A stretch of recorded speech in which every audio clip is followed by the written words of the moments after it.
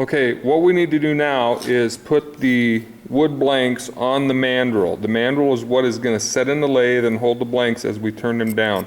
We start out with 2 spacers on the end.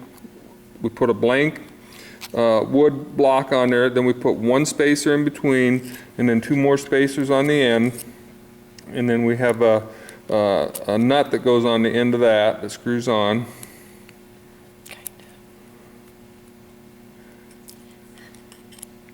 Maybe.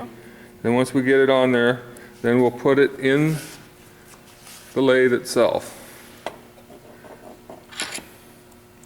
We go ahead and put that end in there, then we're going to slide the tailstock assembly in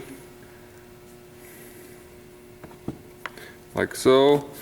We'll tighten it down like so. Make sure this is loose. Go ahead and screw that end in so it's a little bit tighter.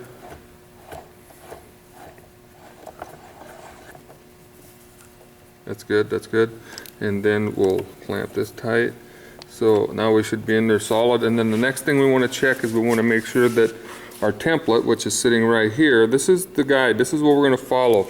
We have a little doohickey right here that will actually ride on the template, and that's what gives us the design. So really, in a way, it's kind of hard to mess this up, okay? But the thing we have to make sure is that the center mark right here, this is the center of the pin, is lined up centered there. So what we do is we make sure we put our cutter so that it is centered there, and then we look down here, and as you can see, we are centered.